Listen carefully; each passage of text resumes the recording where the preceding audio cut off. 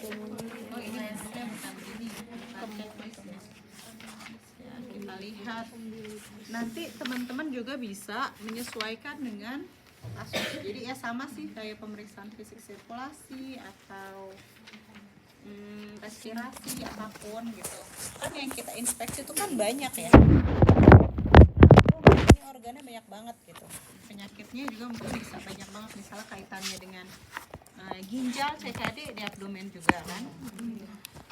Hepar, cirrhosis hepatis di abdomen juga. Apendis di usus kan ya.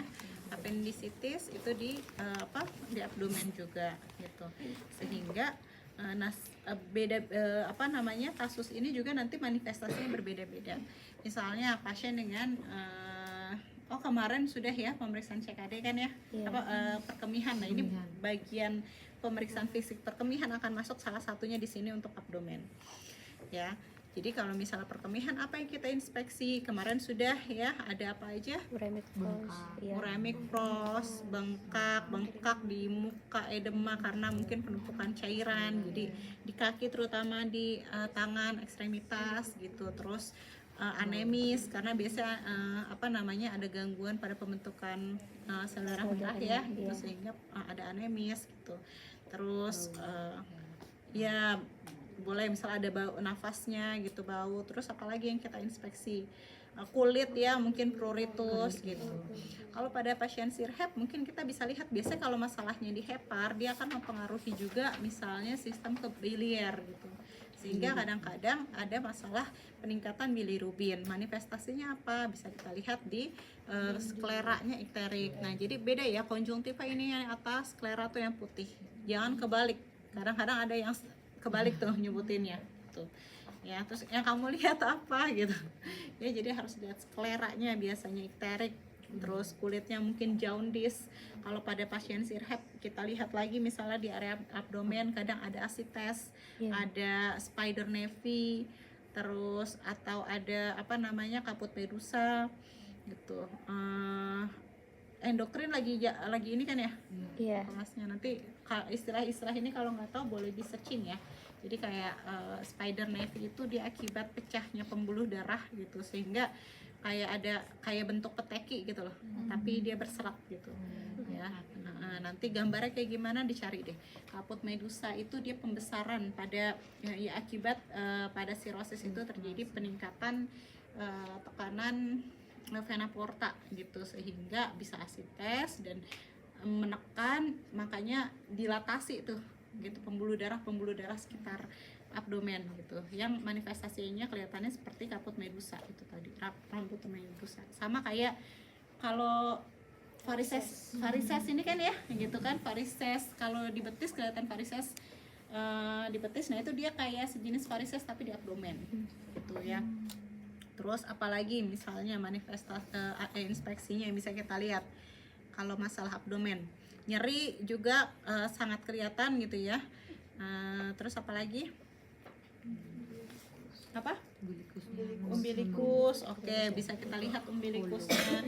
Umbilikus normal bentuknya yang sebenarnya sih kalau yang kita istilah inverted sama apa kalau yang keluar itu ada berapa jenis umbilikus?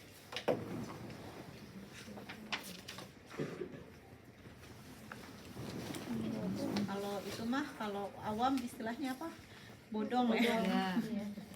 Ya, itu kita lihat juga bentuk abdomen, rambut, persebaran rambut gitu di sekitar biasa pada laki-laki gitu, di dada dan di pubis gitu ya. Itu nanti bisa kita lihat juga.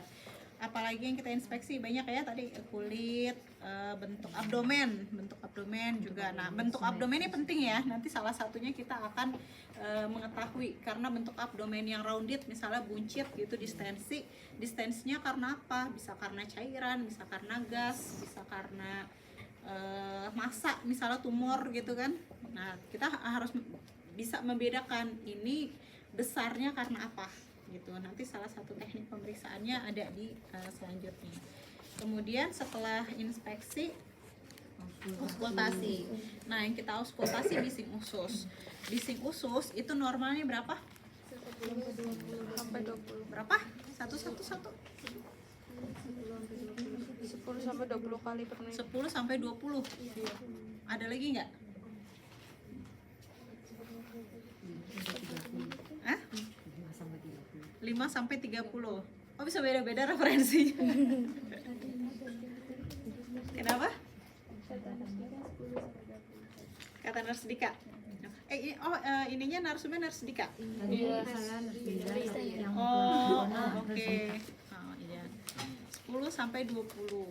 Ya, ada yang tadi 5 sampai 30, nanti dicari ya. Tapi lebih dari 30 itu kita bisa sebut hiperperistaltik gitu.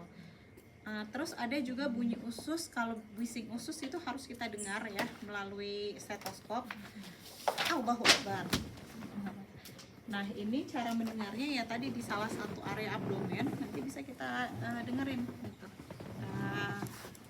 Nggak apa-apa, belum mulai. Kita dengerin di salah satu area abdomen, kira-kira dalam 1 menit berapa bunyi bising ususnya gitu ya.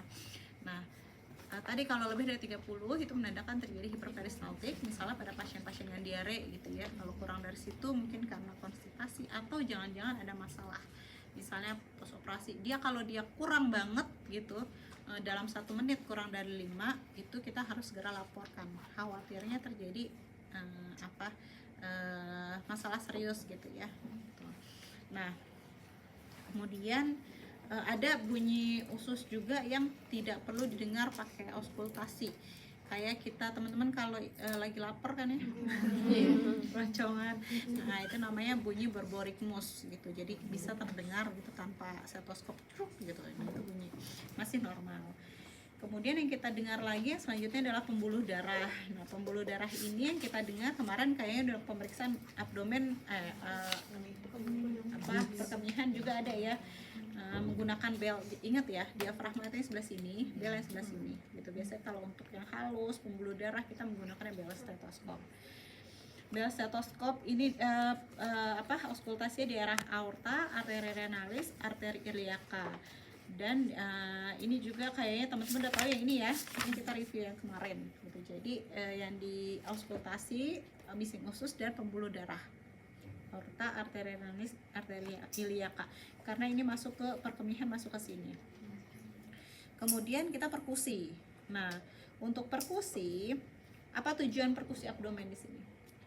Ada ada pembesaran atau tidak, ada cairan atau tidak. Mengetahui ada cairan atau tidak. Terus apa lagi? Ada pembesaran. Kalau pembesaran emang bisa pakai perkusi? Perkusi? Oke, batas ya, pembesaran itu mungkin lebih ke tadi ya, batasnya. Jadi dia melihat normalnya bunyi jantung tuh kayak gimana sih? Bunyi jantung, perkusi abdomen, timpani itu dia kayak bunyi rongga kosong gitu, tapi beda sama bunyi kalau di paru tuh sonor ya, kan itu ini juga ya gitu, nyaring tapi agak berbeda gitu. Kita coba mulai ya. Untuk perkusi disampaikan di sini dimulai dari kuadran kanan atas, kemudian bergerak ke arah jarum jam sambil dilihat reaksi klien dan catat bila merasa nyeri. Lakukan pada area timpani dan redup udara timpani, redup massa padat. Jadi dimanapun pemeriksaannya, bukan dimana, maksudnya gini, kalau redup itu biasanya dia kalau isinya massa, tulang, cairan gitu. Jadi umumnya si abdomen ini juga bunyinya timpani, tapi kalau misalnya tadi ada cairan, ada massa, atau misalnya kita full beda suaranya, teman-teman nanti bisa sambil perkusi sendiri. Kalau sebelum makan dan setelah makan, walaupun masih timpani sih seharusnya gitu, tapi agak berbeda juga suaranya gitu ya. Tapi sangat berbeda kalau bentuknya massa atau cairan gitu. Benyunya atau redup gitu. Nah, ini kita perkusi dari kuadran kanan atas. Jadi kalau abdomen itu selalu kita bagi dulu regio, bisa bagi menjadi kuadran, bisa menjadi regio. Kalau regio menjadi 9 ya. Tadi kayaknya harusnya udah disampaikan ya. Ada 9 regio, kalau kuadran itu ada 4 kuadran. Tujuannya apa? Ketika nanti misalnya pasiennya nyeri, keluhannya apa? Misalnya perut saya sakitnya di sebelah mana? Ditunjukin gitu. Kenapa? Karena ini kita mau lihat kalau misalnya, oh ya saya sakitnya di sini nih di bawah gitu. Berarti ini di mana? Kuadran kanan bawah. Kuadran kanan bawah itu Ada appendix, ada sekum, terus apa lagi? Kalau kiri bawah ada kolon descendens, kolon sigmoid. sigmoid gitu. Jadi kita tahu nih gitu. Dia nyerinya di sebelah mana? Kalau lambung itu ada di mana? Lambung Kiri kita atas. nyeri ya. Jadi ditulis disampaikan misalnya nyeri abdomen kuadran kanan atas, kuadran kiri bawah gitu supaya jelas gitu. Karena kalau abdomen doang nggak jelas di mana, kecuali memang dia nyeri di seluruh kuadran abdomen gitu ya. Nah, kita bagi dimulai dari kuadran kanan atas bergerak searah jarum jam. Jadi sesuai dengan gambar ini ya. Tiduran aja deh biar kelihatan. Tapi ini juga nggak dibuka. Soalnya ada cowok. Ya, nanti latihan sendiri aja. Perkusi, teknik perkusi kita menggunakan dua tangan ya. Yang satu itu sebagai tumpuan, yang satu untuk ngetuk. Dari kuadran kanan atas dia ke arah jarum jam. Sebenarnya sama, ikutin aja ini. Ya. Sebenarnya ini juga sesuai kebutuhan. Kadang misalnya kayak kemarin perkemihan, kita masalahnya kan di perkemihan. Kita mau perkusi apakah ada distensi di kandung kemih? Ya udah berarti di area pubis. Gitu. Bisa kita perkusinya gitu. Ya, misalnya kayak gini nih. Ini belum pipis ya? Suaranya nggak terlalu timpani soalnya. Kan beda ya. Gitu. Nah, ini perkusi abdomen. Jadi tujuannya kita mau melihat ada normalnya suaranya timpani. Kalau misalnya dia dullness, maka kita harus tahu kenapa. Tapi bukan berarti ada sesuatu ya. Misalnya kayak tadi saya sampaikan, misalnya pasiennya full kandung kemihnya karena tadi belum BAK gitu ya. Sebenarnya nggak masalah juga gitu, kecuali misalnya kita curiganya memang dia nggak bisa BAK, padahal pengen nih ngeluarin tapi nggak bisa gitu. Nah, bisa jadi memang misalnya ada massa atau misalnya ada batu gitu, sehingga kelihatan pas kita perkusi, oh ya suaranya dullness gitu. Nah, mungkin memang karena ada sesuatu nih nggak bisa keluar gitu, bukan karena nggak ada urinnya gitu, tapi urinnya penuh nggak bisa keluar gitu ya. Jadi nanti sesuaikan kebutuhan. Makanya untuk pemeriksaan fisik tidak hanya skillsnya gitu, tapi meaningnya atau arti dari temuan yang kita lakukan itu teman-teman juga paham gitu. Kemudian ini tadi disampaikan ya, kalau sonor itu menggema biasanya di daerah paru. Hipersonor ini lebih besar ya, biasanya pada kondisi-kondisi emfisema, pneumotoraks ya, yang memang ada penumpukannya berupa udara. Kemudian timpani ini biasanya di area lambung, dullness itu pekak. Jadi kalau misalnya kita mau perkusi tadi ya, kalau mau melihat batas hepar bukan besar, bukan melihat pembesaran itu kalau diraba sebenarnya bisa, tapi kalau mau lihat tadi lokasi dan misalnya memang ada hepatomegaly atau tidak, bisa saja kita lakukan perkusi untuk menegakkan batas-batasnya. Kalau nggak salah di sini ada perkusi hepar ya. Iya, perkusi hepar. Nah, perkusi hepar ini ada dua metode. Saya nggak tahu di sini sebutkan di atas nama ini. Dia ada yang mengetahui batas atas dan tinggi hepar. Pemeriksaan dimulai pada daerah setinggi umbilikus, bergerak ke atas sepanjang garis mid clavicula kanan. Suara pertama kali terdengar adalah timpani. Bila suara menjadi dullness, pemeriksa dapat mengidentifikasi batas bawah hepar. Oke. Perkusi area bawah ICS keempat sepanjang garis mid clavicula kanan. Resonansi. Oke, ini yang atas. Jarak perkusi sepanjang mid sternum. Dia mau lihat batas atas dan bawah ya. Kalau dari buku ini berarti kita bisa perkusi hepar itu sebelah mana? Kanan. Ya. Jadi kalau di sini kita lihat tadi dari garis umbilikus kanan sejajar dengan mid clavicula. Clavicula sini. Jadi yang kita dengar pertama adalah suara timpani. Karena kan di abdomen ya, kalau abdomen suara timpani. Prinsipnya kalau misalnya kita di abdomen normalnya dia suaranya timpani kalau nggak ada apa-apa. Sebaiknya sih perkusi ini ya bisa dilepasin baju pasien, karena kalau begini kadang bisa mempengaruhi juga. Karena ini pakai celana gitu kan, yang saya perkusi masih kedengaran timpani, cuman mungkin nggak terlalu menggema gitu ya. Terus kalau misalnya pasiennya nyeri gitu untuk abdomen, untuk supaya nggak tegang gitu, bisa aja kita lakukan di bending kakinya ditekuk gitu. Pada beberapa pasien mungkin saat kita palpasi, kita pegang perutnya geli ya atau nggak nyaman gitu kan, itu bisa misalnya kita minta pasiennya pegang dulu di tangan pasien sambil kita lakukan palpasi. Kadang itu juga mengurangi dia ngerasa geli gitu ya. Kemudian misalnya dingin, tangan kita ruangannya dingin, itu dihangatkan dulu, karena kadang-kadang misalnya pas dingin ketemu perut tuh langsung tegang gitu. Ini posisi kaki juga kalau misalnya begini, ini kan lebih tegang ya perutnya ya, makanya dilakukan di bending saat palpasi supaya dia nggak terlalu tegang gitu. Otot abdominalis ya.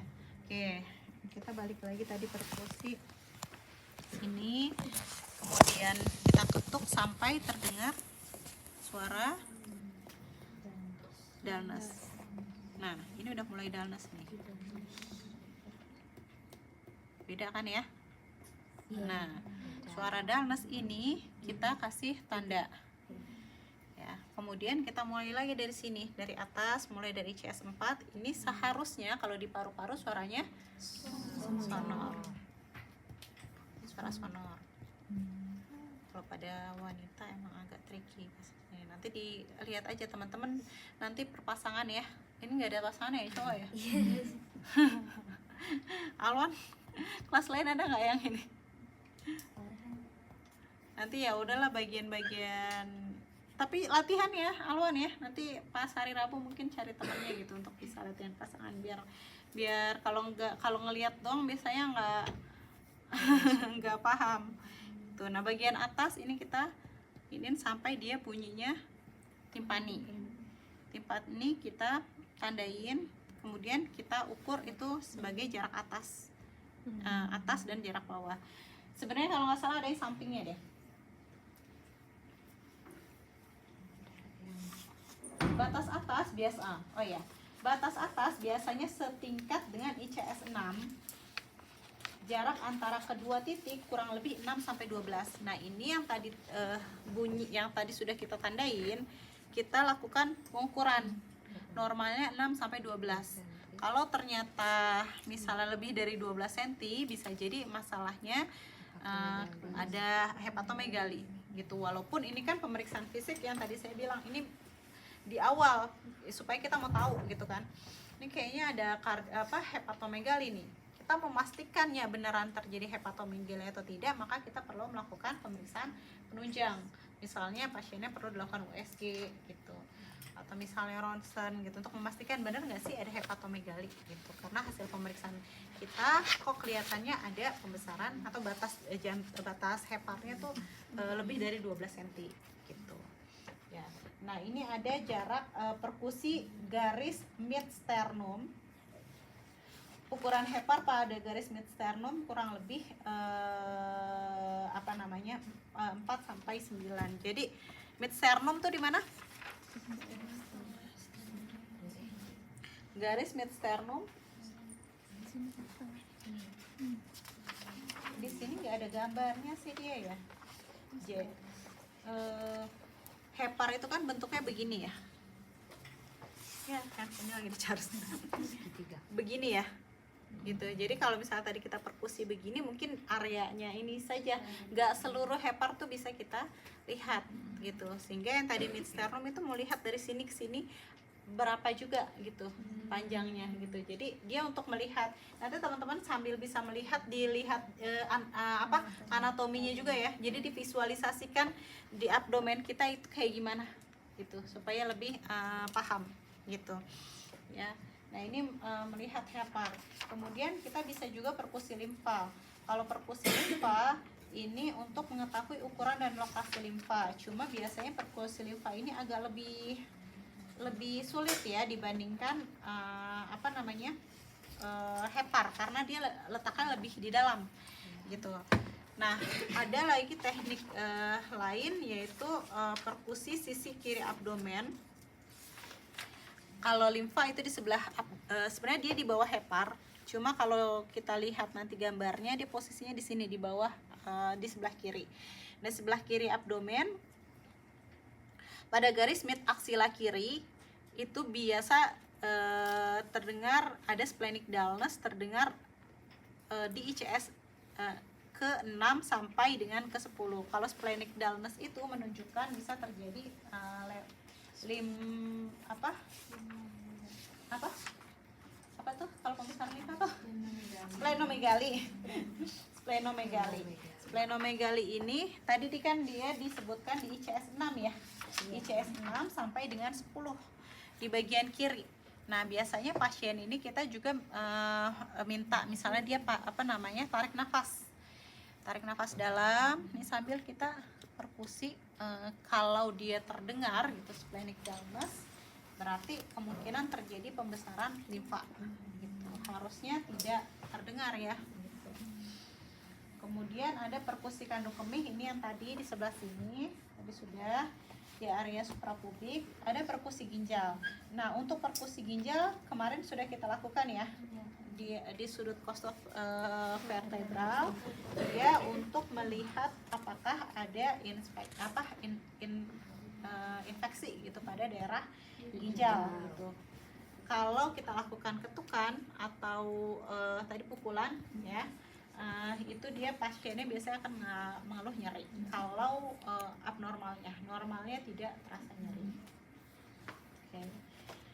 Itu tadi terkait perkusi. Jadi nanti ada perkusi hepar, limfa, kandung kemih, dan ginjal. Kemudian selanjutnya ada palpasi. Palpasi ini ada dua teknik, ada palpasi dangkal dan palpasi dalam. Kalau palpasi dangkal, tujuan palpasi itu selain tadi kita melihat atau mengetahui gitu ya organ. Kalau dangkal itu ya nyeri itu sebenarnya bisa dalam dan dangkal. Jadi kadang ada pasien yang dipegang gini aja gitu, dangkal udah nyeri gitu. Tapi secara umum kalau dangkal itu kita bisa melihat apa aja nih, bisa merasakan apa saja kalau kita palpasi ini. Apa? Kencang. Oh oke. Kalau kencang berarti lebih ke apa ya istilahnya tuh, tegangan abdomen, apa ya itu ya istilahnya. Ya bisa melihat ya kencang atau tidak. Terus suhu ya, jadi misalnya pasiennya akralnya dingin, kemudian kondisi kulitnya misalnya tadi kering gitu, atau misalnya turgor kulit, ini bisa aja kita palpasi gitu. Terus apalagi yang bisa kita lakukan dengan palpasi dangkal? Tadi ya kontur apa yang tegang itu, apalagi? Apa? Yang kayak papan keras deh. Itu kan kontur apa ya istilahnya, kontur ya kalau yang keras tegang gitu ya. Terus tadi suhu, kulitnya kasar atau tidak, itu palpasi dalam, dangkal. Kemudian ada palpasi dalam. Biasanya palpasi dalam bisa juga untuk nyeri, bisa juga untuk mempalpasi organ yang lebih dalam. Nah, makanya di sini dia ada palpasi itu. Oh ya, dan satu lagi palpasi bimanual. Bimanual itu kita menggunakan dua tangan ya. Secara khusus untuk mengetahui hepar, limfa, renal, dan vesika urinari. Oke.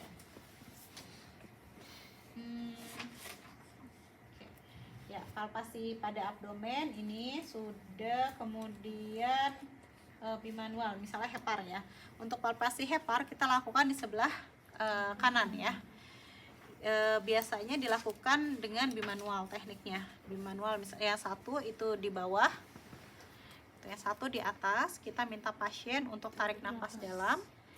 Saat dia hembuskan, ini sambil kita palpasi. Yang bawah juga sambil kita melihat meraba si heparnya. Normalnya bisa teraba, bisa tidak, tapi normalnya sih seringnya tidak teraba. Kecuali pasiennya kurus gitu ya. Kalau misalnya pasiennya kurus juga kita harus kalaupun teraba tuh hepar tuh kayak kan teman-teman mungkin sering ya ke pasar gitu beli hati sapi. Nah, kayak gitu tuh halus gitu ya. Jadi saat kita raba perkusi palpasi ini halus gitu. Kalau misalnya pasiennya sirosis itu akan kelihatan lebih kasar, bernodul tuh ya. Nah ini dan kalau dia membesar itu kadang juga saat kita palpasi bisa saja teraba gitu. Teknik bimanual atau ada yang dua teknik ini ya, tarik nafas dalam ini sambil kita palpasi dalam. Ada yang tekniknya hook begini juga ya, nafas dalam ya, sambil kita raba area si heparnya ya. Sini palpasi hepar. Kalau spleen di kiri sama, normalnya juga tidak teraba gitu. Kemudian vesika mah sebenarnya dari palpasi ya. Gimana ceritanya dia palpasi vesika? Secara khusus untuk hepar, limfa, renal, dan vesika urinari. Terus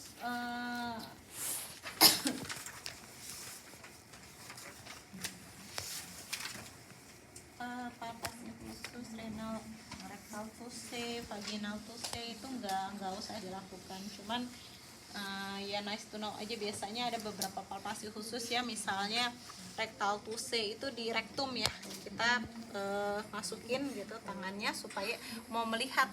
Biasanya pada kondisi-kondisi CA kolorektal, nah kan harus kita evaluasi itu gitu. Makanya biasanya kita masukin tangan gitu atau jari ke rektum untuk melihat ada massa atau tidak. Itu palpasi khusus. Kemudian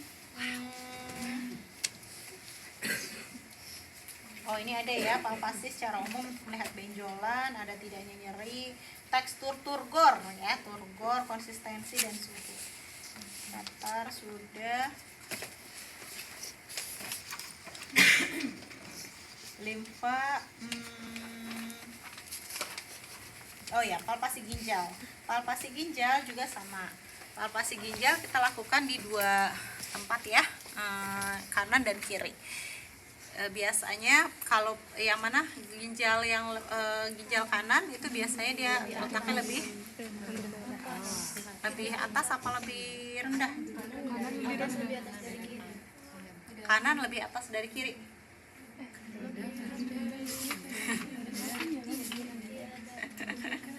Lebih atas apa lebih rendah? Iya, karena ada hepar ya. Ini sama kita palpasi, walaupun sebenarnya ya tadi nggak teraba gitu ya. Sambil kita lihat nih sebelah kiri juga gini, nafas dalam sambil kita palpasi. Sakit nggak?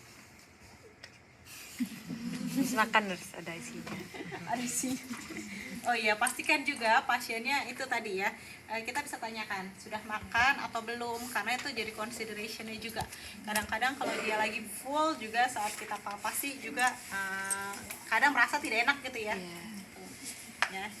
Terus sudah berkemih atau belum, nah itu bisa kita tanya juga, karena nanti mempengaruhi kok ada distensi ya gitu, padahal sebenarnya distensinya karena belum saja gitu. Terus apalagi ginjal, limfa, kandung kemih sudah. Oh ini ada beberapa inspeksi abnormal. Ini pekat. Oh teknik khusus nih ya. Ini palpasi sudah. Kenapa di sini auskultasinya di akhir ya?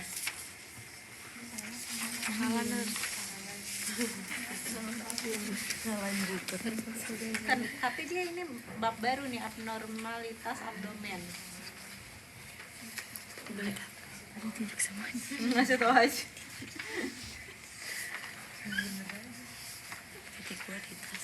Ya mungkin ya, mungkin dia ngasih tahu beberapa abnormalitas pada inspeksi, atau ada luka gitu, ada nodul gitu, dipalpasi teraba nodul, ada nyeri gitu ya, betul. Auskultasi peningkatan Bruits ya, Bruits itu suara bisa karena aneurisma ya, ada kan adanya konstriksi di pembuluh darah. Nah ini ada teknik khusus, sudah diisi belum? Ada shifting dullness, fluid wave, apalagi balon teman, dan appendicitis Rovsing sign. Appendicitis itu cuma Rovsing sign ya? Oke. Shifting dullness kayak gimana? Ini timpa. Mengecek Pak, cek adanya cairan atau enggak. Gimana coba tekniknya? Ayo siapa? Ayo. Ini kan giliran ditanya satu pada mundur, giliran rame-rame pada ngomong ya. Salwa. Ayo gimana tekniknya shifting dullness? Jadi harusnya nanti di sini itu dulnas kan di bawah. Ini nurul. Ayo Nurul, jangan malu-malu. Ayo guys. Dari atas gitu diketok gitu ke bawah, terus misalnya dia kalau lagi kayak begini dia kan cairannya di bawah, berarti donusnya di bawah, timpaninya di atas. Terus tapi kalau dia kan misalnya disuruh ke kanan atau ke kiri, posisinya diperkusi lagi dari sini ke sini, dia Timpani, berpindah harusnya fluidnya, ternyata donusnya ternyata di sebagian kanan gitu. Paling gitu sih shifting. Shifting. Oke, namanya shifting. Jadi pergeseran, perpindahan gitu. Dullness, bunyi dullness. Tadi yang saya sampaikan kan kalau dia ada distensi itu bisa karena 6F ya. Dijelasin nggak tadi? Enggak ya.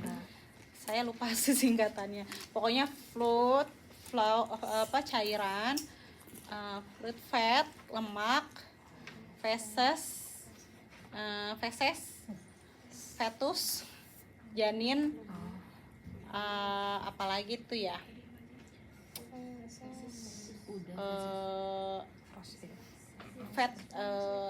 fatal cancer ya kalau nggak salah, fatal cancer. Satu lagi apa ya, ada 6 kan. Apa aja tuh? Fat, cairan, Lemak. feses. Oh satu lagi gas, berarti gas tuh apa ya? Kan ada cairan, lemak, feses ya, atau janin, fetus tadi, fatal cancer, atau misalnya ada massa, bisa juga gas gitu, bukan gas. Nah, fetal growth itu ini feses, fetus gitu. Flatus ya. Flatus pas 6 berarti ya. Ya, biasanya kita kronimin gitu 6F karena distensi. Nah, ini kita harus tahu gitu ya, besarnya karena apa? Karena emang dasarnya udah gendut gitu ya, gitu. Berarti karena fat, atau jangan-jangan hamil gitu, atau massa gitu. Makanya perlu kita lakukan tadi perkusi. Karena normalnya timpani kalau dia ada massa, cairan, gas dan lain-lain itu dia bunyinya dullness. Nah, bedanya dullness, kalau massa kan dia nggak akan berpindah ya. Massa, gas, kalau gas ya karena dia menempati ruang gitu. Posisi ini pun biasanya dia menempati ruang gitu. Hanya cairan biasanya berpindah, sehingga kalau misalnya ada asites, penumpukan cairan di rongga peritoneal, kalau pasiennya ya tadi yang disebutkan sama Tarliska itu, ketika dia dimiringin ada perpindahan dullness gitu. Jadi biasanya kita akan cek ini pasiennya, walaupun kalau secara umum sih kalau pasiennya ada tergantung kasus ya. Oh, ini pasien sirosis gitu. Dia sesek, perutnya besar. Biasanya kita udah pastikan asites nih gitu. Ya, cuman kita bisa konfirmasi gitu ya. Nah, kita bisa mulai nih dari bagian umbilikus. Kalau posisinya pasiennya supine, dari umbilikus ini kita lakukan perkusi. Perkusi, kemudian perkusi bunyinya apa? Timpani. Ya, kita perkusi timpani. Misalnya kita mau ke arah mana? Ke arah kanan sini dong ya, ya ke arah kanan misalnya. Kita perkusi perkusi dari timpani, misalnya taruhlah di sini bunyinya dulness gitu. Ini bunyinya dulness, kita cek lagi. Oh ya beda gitu, di sini dulness. Nah, kita minta pasiennya miring ke arah sebaliknya gitu. Jadi misalnya kalau ke kanan berarti pasiennya miring ke arah kiri. Nah, ini boleh tadi kita tandain, misalnya kita silangin gitu ya, atau misalnya ya tadi kita pegang. Kalau kita tunggu dulu nih sebentar, setelah itu kita lakukan perkusi ulang di daerah tersebut. Kalau ternyata bunyinya menjadi timpani, berarti itu yang disebut shifting dullness-nya positif. Karena ada perpindahan dullness, perubahan dullness. Tapi kalau ternyata masih bunyinya dullness, berarti negatif. Bisa jadi memang masalahnya bukan cairan, bukan asites. Tapi makanya pas saat kita perkusi ulang tuh jangan buru-buru ya. Jadi udah di tadi dullness, pas miring langsung kita perkusi tuh kadang-kadang juga jadi positif palsu, negatif palsu gitu. Ya. Jadi karena secara tadi secara gravitasi cairan kan akan ke bawah gitu, sehingga si cairan itu akan menempati posisi ke bawah. Pas kita perkusi di sini dia menjadi bunyi timpani, maka disebut shifting dullness-nya positif. Sampai sini shifting dullness jelas nggak?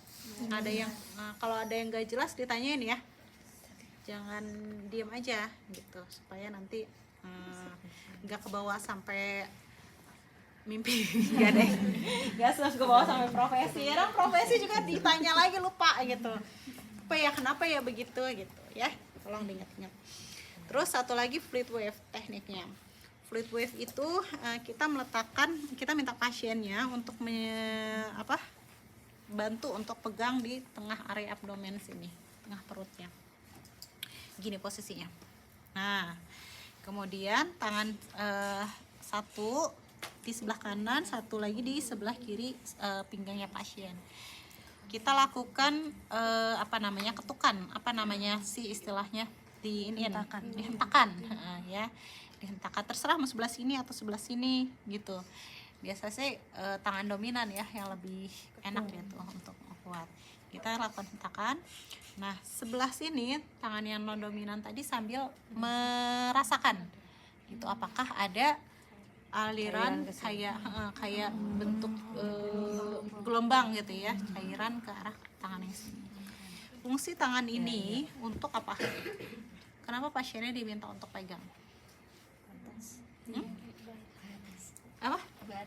Batas apa? Apa?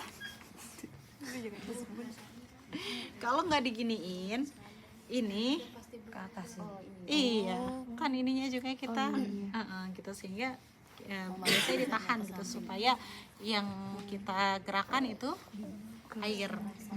Berasanya adalah cairan gitu ya. Walaupun tadi ini yang saya bilang ini pemeriksaan fisik, ini kan di awal ya, kita mau tahu beneran ada asites atau tidak ya harus dilakukan pemeriksaan penunjang gitu. Oke. Balot teman tuh kayak gimana sih?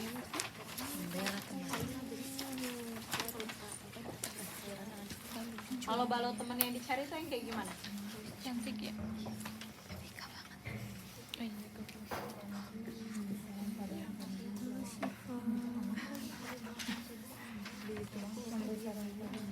Apa?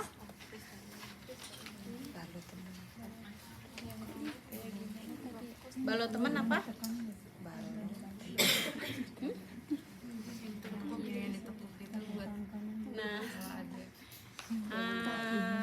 Oh, yang Ini diangkat balok ke atas. temen kalau ini balok temennya di ankle, di apa nih balok temen tes. Oh iya, diangkat. Oh diajarin yang ini. Yang kaki diangkat seperti Iya, itu. Sama dirotasi. dirotasi.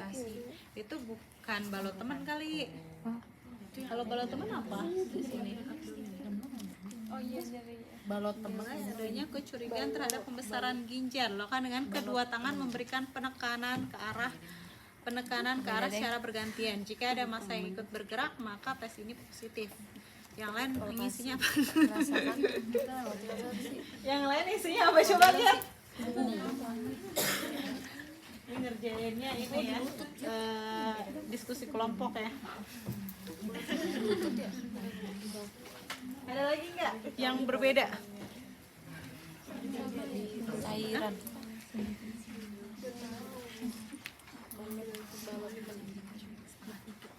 Oh, kamu kenapa? Ya oke saya ngelakuin. Tawa. Nanti Jepri saya ya.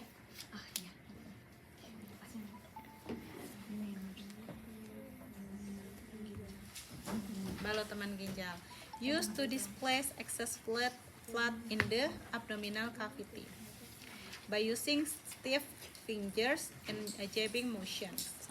Determine a free floating mass if pain is associated with an inflammatory process. Ya. Jadi sebenarnya balot teman itu makanya tadi ada yang di knee gitu ya, untuk melihat biasanya dia karena ada cairan juga. Gitu. Cuma kalau dia fungsinya untuk di abdomen, untuk ginjal ya kalau ini ya. Oh ini abdominal cavity, abdominal cavity. Kalau abdominal cavity di sini pun bisa ya. Itu misalnya tadi ada excessing fluid cairan berlebih. Cuman balot temen tuh kayak kita merasakan benda yang mengapung gitu ya. Tekniknya nanti saya coba ini deh. Saya punya nggak ya video? Nanti saya cari dulu. Ya. Nah kalau yang tadi disampaikan sama Wardah itu yang diangkat itu untuk pemeriksaan appendicitis. Ya. Appendicitis. Tadi diajarin ada berapa teknik?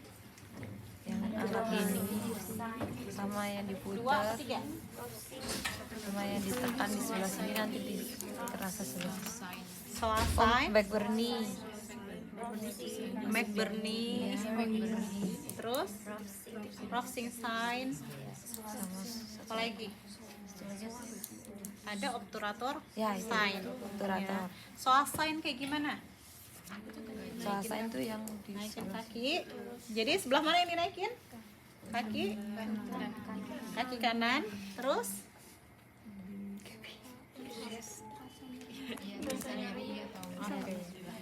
nyeri sebelah kiri. Ini. Sebelah kiri, bilang nyeri sebelah kiri. Kalau nyeri sebelah kiri apa tuh? Roxing sign ya. Jadi soal sign gini, sebenarnya kita tahan gitu ya, tapi biasanya pasien begini aja udah nyeri sih. Kalau dia appendicitisnya akut banget, jangankan dilakuin ini gitu, digerakin dikit aja dia udah sakit gitu ya. Diminta diangkat sambil kita ingin, kadang dia nyeri, itu soal sign. Terus apalagi Roxing sign itu kayak gimana? iya. Ini bener banget sih. Oh iya. Yang ditekan sebelah mana? Kiri. Ini Ditarik dari sini. Nah ini sebenarnya McBurney sama sih ya, sama teknik tadi McBurney ya gitu. Roxing sign. McBurney itu sebenarnya titik ya, titik McBurney itu dia untuk menandakan lokasi dari appendicitis gitu. Jadi kalau pasien yang mau operasi, makanya biasanya kita sign di titik McBurney gitu untuk menandakan lokasi appendicitis tuh di situ. Terus satu lagi apa? Obturator sign. Obturator sign itu kayak gimana? Pasiennya kakinya diangkat, dilakukan rotasi internal apa eksternal? Internal. Tuh. Cuman sebenarnya makanya tadi saya bilang ini kayak gini ya. Ini obturator sign. Cuman ya biasa sakit gitu. Tapi kalau nggak digini-giniin aja pasien udah sakit sebenarnya. Itu yang dirotasi ini atau ininya? Ini ya? Ini obturator sign. Sepertinya. Ya, itu untuk penilaian appendicitis ya. Jadi tadi kita special procedure, ada appendicitis, ada tadi untuk pemeriksaan asites ya. Terus apa lagi? Hepatomegali.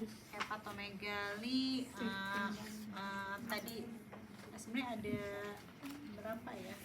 Special procedure. Ya, jadi itu beberapa yang dilakukan, teknik yang dilakukan untuk pemeriksaan fisik abdomen. Ada yang mau ditanyakan dulu nggak sampai sini? Yang ukur itunya nih sepanjang hepar. Iya, Panjang apa?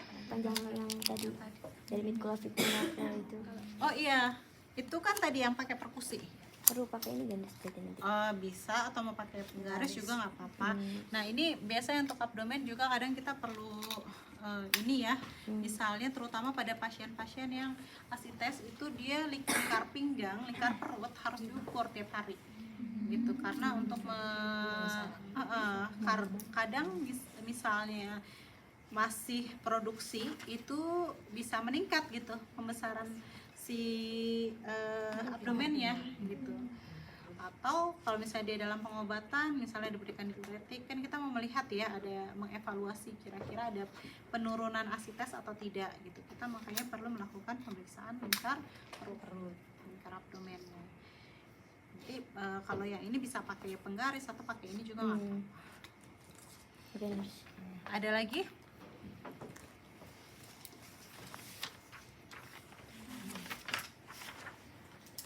Nanti rekaman videonya hanya untuk konsumsi pribadi ya. Iya. Siap. Nanti saya terkenal kalau Oke. Ada lagi yang mau ditanyakan?